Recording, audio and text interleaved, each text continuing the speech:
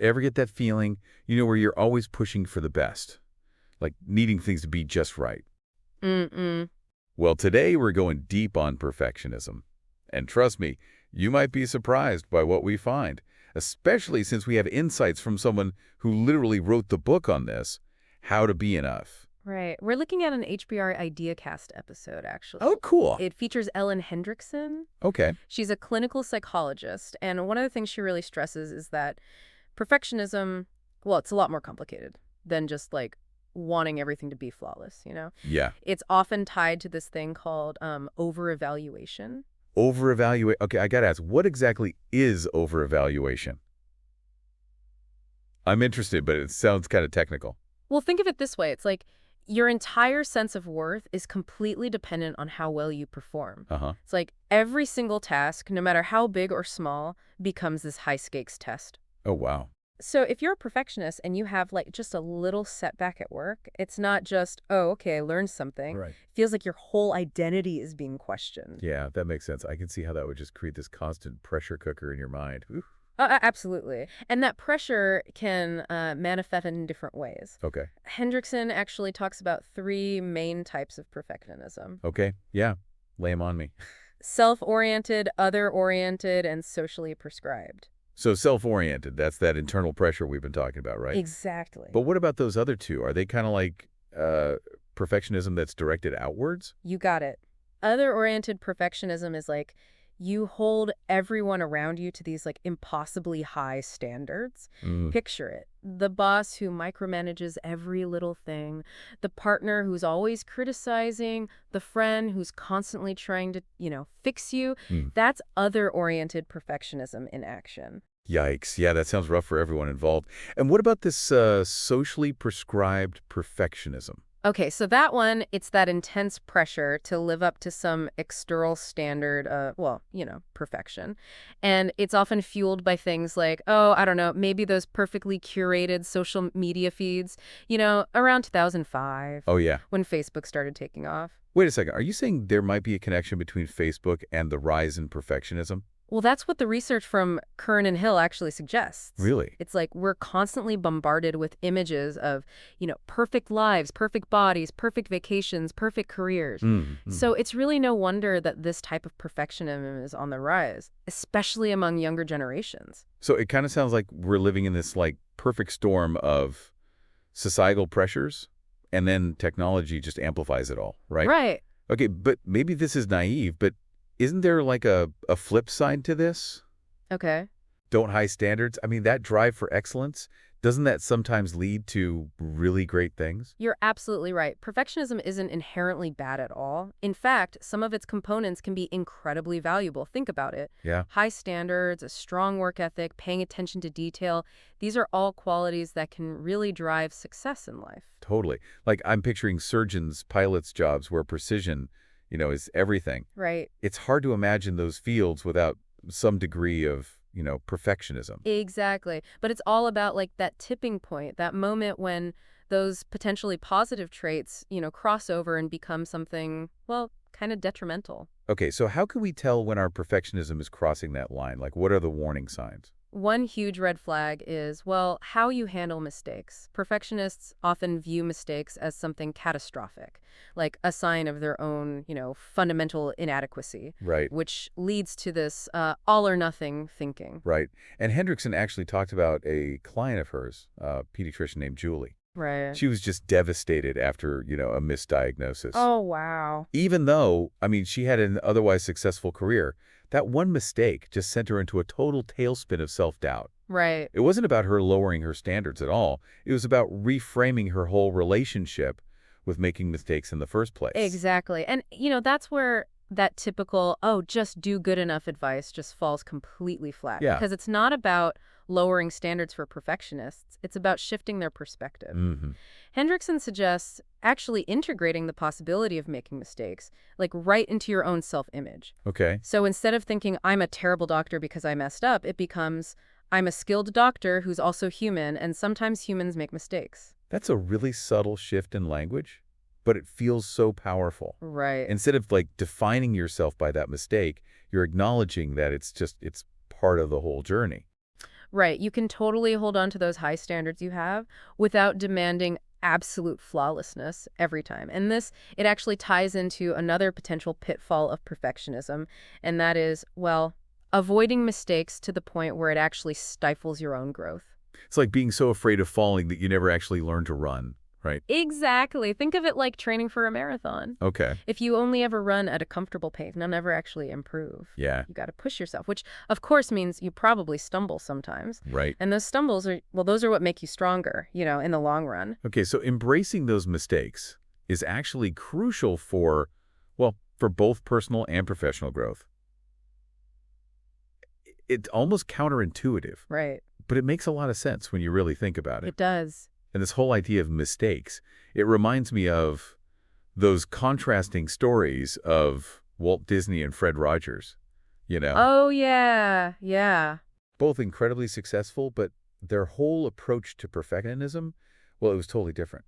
And that affected not just their work, but their overall well-being. Yeah, that's such a good point. It's a perfect example of how different types of perfectionism can really play out in the real world. Right. So Disney, with his self-oriented style, was always reevaluating, struggling to delegate tasks to others, and he would just redo things like endlessly, constantly. Rogers, on the other hand, he definitely had high standards too, but he paired them with a lot of flexibility and a real collaborative spirit. Okay. He even had this concept he called a guided drift, where he basically embraced all those unexpected turns that creativity can take. It's fascinating how those different mindsets actually showed up in their work. I mean, Disney, it was all about rigidity and control. Right. But Rogers, he seemed to genuinely find joy in the process and in connecting with, with his whole team. Exactly. Disney's approach, it ultimately led to more stress for him and this sense of never really being finished. Yeah. While Rogers' adaptability, it fostered greater creativity and I think a lot more fulfillment in his work. Okay. This brings us to another pretty crucial concept, and that is the inner rule book. It's like this set of often unspoken but very rigid standards that perfectionists, we kind of create for ourselves. Right. Rules could be good, obviously. Of course. But when do they become too much? When do they cross that line? It's such a fascinating question. It's like when those rules become so rigid and controlling that they start to disconnect from your actual values. Right. That's when they can start to do more harm than good. Hendrickson, she shared this story about a client whose rule was to, always be generous, which sounds amazing, right? But it had morphed into this compulsive obligation. Like she had to say yes to every request. Right. Even when it went against her own needs. Right. Generosity wasn't a freely chosen value anymore. It became a rule. It did, and that's often the danger with these inner rule books. They can really box us in, and create more anxiety than they actually alleviate. So how do we escape that trap? If rules can become so problematic, what's a healthier way to approach things? Well, Hendrickson suggests a shift. Move away from those rigid rules and try embracing freely chosen values instead. Okay. Rules, they often feel like these external, shoulds. They're driven by fear of failing, while values, those are internal. They guide your choices from a place of purpose, real meaning. So it's about understanding the why behind your actions. I mean, Disney, for example, he seemed to be driven by this fear of not being good enough. Right. But Rogers was guided by a value of, kindness, authentic expression. That's a brilliant connection. And it just highlights how when you align your actions with your values, you can really end up having a much more genuine and fulfilling life. Speaking of fulfilling lives, let's talk about how perfectionism impacts relationships, especially, that other-oriented type. Okay, yeah. This is where things can get a little tricky. It's true. When you're holding others to impossible standards, it ends up eroding trust, stifling creativity, and it just creates, frankly, a toxic environment. And, the opposite of control. It's not chaos. What is it? It's trust. Oh, that's good. That's really good. Hendrickson really emphasized that. It makes me think about how demoralizing it is to, work under a micromanager. Oh, yeah. Or just constantly feel scrutinized. It rarely brings out anyone's best work, does it? No, not at all. Imagine working on a project where no matter how hard you try, it's never quite good enough. Yeah. That's what other-oriented perfectionism can create. Wow. So instead of control, we need trust, delegation, and focus on growth rather than perfection. So rather than micromanaging every little detail, we empower others, recognizing that everyone makes mistakes. And that's just part of, learning and growing. Absolutely. Okay, but what about those of us who, work with or even manage perfectionists? Okay, yeah. Any tips for navigating those situations? Because that can be challenging, right? That can be really challenging. But remember, modeling vulnerability is key. Show them that you're not perfect either. Right. Share your own mistakes. Mm-hmm. Create a space where it's okay to not, have all the answers all the time. It's about, normalizing mistakes and shifting the focus to progress, not perfection, right? Exactly. But what about the long-term impact of all of this? Does it get easier for perfectionists as they inexperience? Doesn't life get a little easier? Unfortunately, research actually shows that that's not always the case. Life doesn't magically get easier for perfectionists just as they age. In fact, they're often more susceptible to burnout, instability, and even mental health challenges. That's pretty sobering. It is. I've seen firsthand how that constant pressure to be perfect can just lead to exhaustion and even relational burnout. Hendrickson even talked about her own burnout experience. Right. And it's a good reminder that, even those in the helping professions can struggle with her stuff. So if perfectionism is so unsustainable long term, how do we break free? Well, that's where we come back to the power of self-compassion. And you know what? That's something we'll explore even further in the next part of our deep dive. Ooh, I can't wait. So where do we go from here? How do we actually move from just recognizing the pitfalls of perfectionism to actually doing something about it? Right, exactly. We've talked about all the problems, but what about solutions? Where do we even begin to untangle this whole mess? Well, I think the first step is just becoming more aware of your own patterns. Okay. Start noticing when that inner critic starts, piping up, or when you feel that pressure to be perfect or you're struggling to let go of control. Just notice it. So we're talking about cultivating self-awareness, that ability to just step back from the situation and actually observe your thoughts and behaviors before you get, totally swept away by them. You nailed it. It's about creating space between you and that perfectionistic voice in your head. And once you're more aware of those patterns, you can start to, challenge them. Okay. Just ask yourself, is this thought actually helpful right now? Is this expectation even realistic? Okay, so let's say I actually catch myself in a spiral of negative self-talk. What do I do with those thoughts? How do I shift gears? How do I get out of that spiral? Well, that's where those small, consistent acts of self-compassion can really come in. And honestly, it might feel a little weird at first, but try talking to yourself like you would talk to a friend, if a friend was going through the same thing, what would you say to them? So instead of berating myself for a mistake, I offer myself the same grace and understanding that I would give to someone else. Exactly. But honestly, sometimes that feels impossible. I get it. It really is a practice. And remember, we're aiming for progress here, not perfection. Right. Another thing that can really help is to shift your focus. So instead of dwelling on what you haven't accomplished yet, acknowledge how far you've already come, what you've learned along the way, celebrate those small wins. That's such a good reminder because it's so easy to get caught up in what's still left to do and then totally lose sight of, all the progress you've already made. It's true. And this kind of ties back to shifting from a mindset of perfection to a mindset of growth. Exactly. Embracing a growth mindset basically means you're viewing challenges as opportunities for learning, not as threats to your self-worth. Right. It's about really focusing on the process, not just the outcome. So perfection says, I need to get it right every single time. But growth says, I'm here to learn and evolve. I can see how those two mindsets would lead to completely different experiences, even if you're doing the exact same tasks. Absolutely. And it's important to acknowledge that perfectionism, it can really show up differently for everyone. Oh, yeah, for sure. Some folks might procrastinate, because they want to avoid the risk of being imperfect, while others become total workaholics, constantly pushing themselves to the limit. So let's get practical for a minute. What are some actual strategies for managing those specific types of perfectionistic behavior? Okay, so if procrastination is your struggle, try breaking tasks down into smaller, more manageable steps. Okay, yeah. It can make things feel less daunting, and that helps reduce the pressure to, nail everything perfectly right out of the gate. Right, it's like creating momentum for yourself. You're proving that you can make progress without needing everything to be absolutely perfect from the very start. Exactly. And for that workaholic perfectionist, it's crucial to set healthy boundaries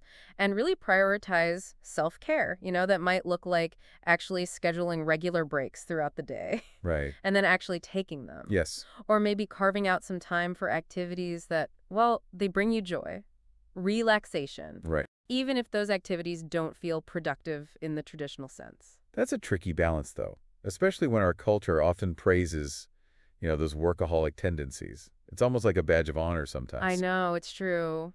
But I think we all kind of know deep down when we're pushing ourselves past, a healthy point. Absolutely. And sometimes, despite our best efforts, that inner critic, it still pops up. It does. So what do we do when we're feeling just totally overwhelmed by those negative thoughts? The I'm not good enough feelings. Yeah, those could be so hard to shake. It's like they have a direct line to your deepest insecurities. Ugh. That's where mindfulness and self-compassion can become really powerful tools. Okay. Mindfulness, it's basically about observing those thoughts without getting totally swept away by them. Okay. Imagine them like, oh, I don't know, like clouds passing by in the sky. You see them, you acknowledge them, but you don't let them define your whole reality, right? I like that imagery. It really helps to create some distance from those thoughts. Right. And then you add in that self-compassion, speak to yourself with kindness, understanding, just like you would to, well, a good friend who is struggling with the same thoughts. Remind yourself, hey, I'm doing the best I can in this moment. Right. Or everyone makes mistakes. This doesn't define me. It's about building that inner safe space, right? Where you can be imperfect without feeling like a complete and total failure. Exactly. I've heard people describe self-compassion as like a muscle you have to build up over time. That's a great way to think about it. It does take practice. But with time, those negative thoughts, they'll have less and less power over you. And, well, that's when the real magic starts to happen. You can show up in the world more authentically with less fear. And that brings us back to one of Hendrickson's core messages, progress over perfection. It's such a simple idea, but it almost feels radical. In a world that often values flawlessness above all else. It is radical. And it really is a practice. It takes effort, It's about celebrating the small win, acknowledging how far you've already come, and focusing on the whole journey, not just the destination. Okay, so for our listener who's out there, on this journey of understanding and managing their perfectionism, what's one actionable step they can take, like today, to cultivate a more balanced and compassionate approach? That's such a powerful question. What resonates with you the most from our conversation? What small change, even a tiny one, could you make that would feel aligned with your values and would support your well-being? Maybe it's like setting aside 5 minutes just to do a mindful breathing exercise. Right. Or writing down 3 things you're grateful for. Or maybe it's just catching yourself in one of those moments of, self-criticism and consciously choosing to respond with kindness instead. Exactly. Whatever it is, just remember that progress is a process. Be patient with yourself, celebrate the small wins, and just keep moving forward one step at a time. Don't underestimate the power of those small, consistent actions. One thing that really struck me, it was that idea that perfectionism can often stem from a fear of not being good enough. Yeah, that's so true. It's like we're constantly trying to earn our worth through, flawless performance. But what if we could flip that whole script? Now you're talking. That's getting to the heart of what Hendrickson calls radical self-acceptance. Okay, I'm all ears. What does radical self-acceptance actually look like in practice? It's about embracing all of who you are, even the parts you might not like. Yeah. Or, wish were different. It's realizing that your imperfections, well, they're not flaws to be hidden. They're part of what makes you uniquely you. It's like saying, this is me, take it or leave it, but I'm not going to apologize for being fully myself. Exactly. It's a powerful act of rebellion in a culture that's constantly telling us we need to be fixed, improved. Right. And it ties into that whole idea of enoughness that Hendrickson talks about a lot. It's like giving yourself permission to just be, without needing to achieve or acquire anything to prove your worth. That's beautifully put. And that shift in perspective from striving to just being can be incredibly freeing. It lets you show up in the world with more authenticity, less fear of judgment. It's easy to just get caught up in all the negative aspects of perfectionism, but it's important to remember that it often comes from a positive place, right? Absolutely. Perfectionists, they often have this deep desire to contribute, to excel, to make a real difference in the world. Right. Those are wonderful qualities. It's about harnessing that energy in a way that's, well, healthy and sustainable, rather than letting it drive you to total exhaustion. So it's about finding that balance between Like striving for excellence, but also honoring your own well-being. Exactly. How do we even start to make that shift? Well, one distinction that Hendrickson makes that I find really helpful is the difference between self-criticism and self-correction. Okay. Self-criticism is that harsh, judgmental voice that zeroes in on all your flaws and just makes you feel inadequate. It's the one that's like, you'll never be good enough no matter how hard you try. Right. Ugh, it's so demoralizing. But self-correction, on the other hand, it's about identifying areas for improvement without, beating yourself up. It's about approaching those mistakes with curiosity and a desire to learn and grow. So it's about being your own coach, not your own worst enemy. Exactly. And that shift in self-talk, it can make a world of difference. It allows you to be more objective, less emotionally reactive. Which makes me think about the role of vulnerability in all of this. I mean, perfectionism often makes us hide our imperfections, right? Put on this mask of like flawlessness. It does. But what happens when we actually allow ourselves to be seen? Flaws and all. That's where the real connection happens. When we're willing to be vulnerable, we give other people permission to do the same. And in that shared space, we realize we're not alone in our struggles. Everyone makes mistakes. It's like we're creating this web of support, and it's all woven together with these threads of, shared imperfection. It's actually pretty powerful. It really is. And it's a good reminder that asking for help, it's actually a sign of strength, not weakness. This whole conversation has been a great reminder that self-awareness is just so crucial in this journey. It's about noticing those perfectionistic patterns, the self-criticism, the unrealistic expectations, the fear of being vulnerable. Right. And once you see them, you can actually start to shift them. Right. And, part of shifting those patterns also involves setting, realistic expectations. Okay. Perfectionists tend to set the bar impossibly high, which, let's be honest, inevitably leads to disappointment, frustration. It's like setting yourself up for failure before you even begin. Exactly. So it's about asking yourself, are these expectations actually realistic? Right. Are they aligned with my current resources, my time, my energy? And if the answer is no, it's totally okay to adjust those expectations, right? Absolutely. It's not about lowering your standards. It's about aligning them with, reality and what's truly sustainable for you. Another thing I find super helpful is to focus on the why behind my actions. Mm-hmm. Like, am I doing this because it's actually important to me? Yeah. Or am I driven by external pressures or, a fear of not being good enough? It's about getting clear on your values and motivations, right? So your actions are fueled by purpose, not by fear. Exactly. And of course, we can't forget about self-care. That plays a huge role in managing perfectionism. Right, right. We have to prioritize health activities that nourish our body, mind, and spirit. Oh, that's so important. We can't pour from an empty cup. And so often, perfectionists, we just completely neglect our own needs in that, relentless pursuits of achievement. It's about recognizing when you're running on fumes and giving yourself permission to rest, recharge. One thing we haven't explicitly talked about yet is the role of, community in this whole process. Oh, you're so right. We don't have to do this alone. Seeking support from others can make a huge difference. It can. Whether it's confiding in a friend, joining a support group, or even working with a therapist, there's real power in sharing your struggles and connecting with others who, they just get it. It's like creating that safe space where you can be vulnerable, authentic. Exactly. Without the fear of judgment. At the end of the day, perfectionism is really a journey, not a destination. It's about showing up for yourself with compassion and curiosity every single day and gently nudging yourself towards, greater balance and well-being. It's about embracing the whole journey, imperfections and all. Exactly. And remembering that even those small steps forward, they can make a really big difference in the long run. So, for our listener out there who might be feeling a little overwhelmed by the thought of, tackling their perfectionism, where should they start? Start small. Maybe just set aside 5 minutes a day for a mindfulness practice. Or identify one area where you can, adjust your expectations. Or maybe just simply notice your self-talk and consciously choose to respond with a little more kindness. Remember, progress, not perfection. You are worthy of love and acceptance, just as you are. Beautifully said. And on that note, we've reached the end of our deep dive into perfectionism. I hope you found this exploration as insightful and helpful as we have. It's definitely a complex topic. There are no easy answers. But by understanding those nuances and really cultivating self-compassion, we can move towards a more balanced and fulfilling life. Thank you so much for joining us on this journey. We'll be back next time with a brand new deep dive into another fascinating topic. Until then, be kind to yourselves. Embrace your perfectly imperfect selves. And remember, progress, not perfection. See you next time. All right, so we're back and ready to really unpack this whole perfectionism thing. Yeah. One theme, it keeps popping up. What's that?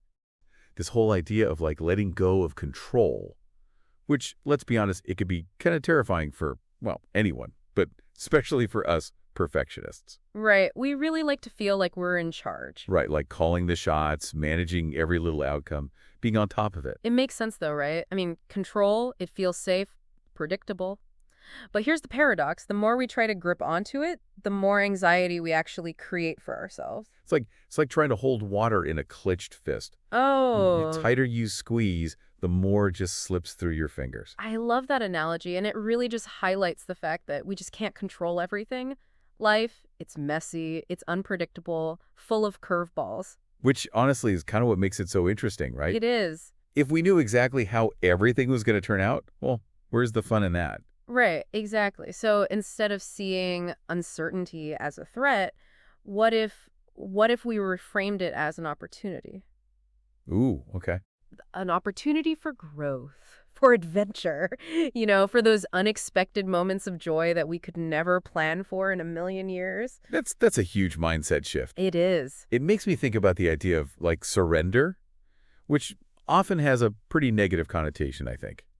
But maybe it's not about, giving up entirely. Yeah, surrender. It's not about becoming passive or anything like that. It's about recognizing that, well, we just don't have all the answers. We can't force things to always go our way. And that sometimes the wisest course of action is to simply let go and trust the process.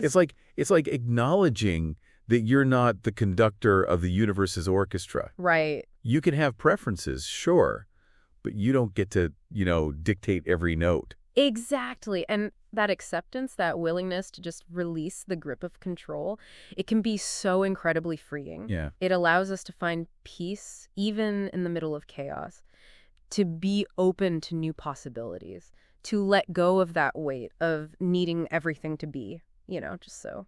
And it creates space for self-compassion, something we've been talking about, throughout this whole deep dive. Yes. It's like the balm that soothes that sting of, perfectionism's really harsh self-criticism. It really is. It's about recognizing that, we're all worthy of love and acceptance, no matter what.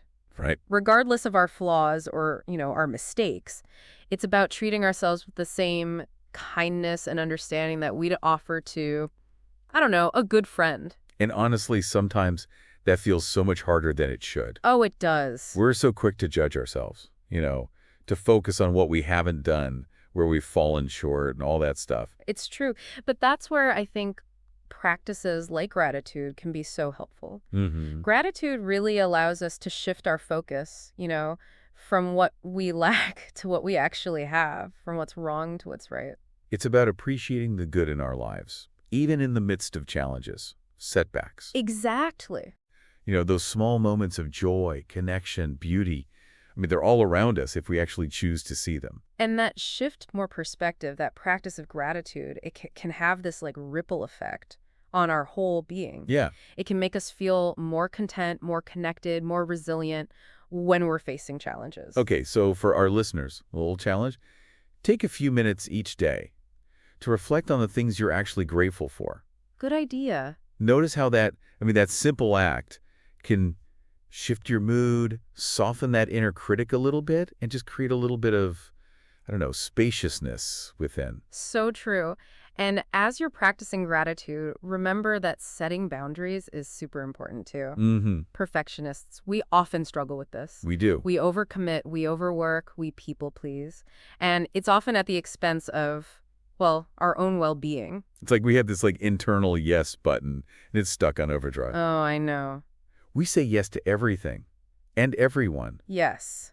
Even when our energy and resources are already stretched thin. So learning to say no, to delegate tasks, to prioritize our own needs, these are all acts of self-respect. Right. Not selfishness. It's about recognizing that we can't do it all. And that's okay. It is. It's about giving ourselves permission to Rest, recharge, focus on what really matters. And speaking of what truly matters, let's talk about relationships for a minute. Okay, yeah. Perfectionism. It can really wreak havoc in this area, creating tension, conflict, this sense of distance between people. It's true. When we hold ourselves and others to these impossibly high standards, Right. well, we just create a breeding ground for criticism, judgment, and a real lack of acceptance. It becomes so hard to let people see, our true selves and imperfections and all, because we're so afraid of not being good enough. It's like we build these walls instead of bridges, Right. isolating ourselves from the very people we want to connect with the most. So how do we break down those walls? Well, by cultivating compassion and understanding in our relationships, by practicing empathy, listening with an open heart, offering support instead of judgment. And remembering that relationships, they're really about connection, shared experiences. They're not about performance or perfection. It's about being present with each other, flaws and all, and just offering a safe space for authenticity. Yeah, and this brings up something I've learned in my own life. Perfectionism, it's often a mask. Oh, interesting. It hides those deeper fears and insecurities. Like we're trying to protect ourselves from rejection, criticism. By striving to be flawless. Exactly. But the irony is that pursuit of perfection, it often creates the very isolation and judgment that we're trying to avoid in the first place. It's like we're building a fortress to keep all the bad stuff out, but then we end up trapped inside. You said it. So the key is to really address those underlying fears, head on. Yeah. With compassion and understanding, to remind ourselves that, hey, we are worthy of love and belonging, just as we are, imperfections and all. That's self-acceptance in a nutshell. And it's something that takes, constant effort. It's not about achieving some magical state of, perfect self-love overnight. Right, it's a process. It's about showing up for ourselves each and every day, with all our, messy, imperfect glory, and choosing to embrace the whole journey.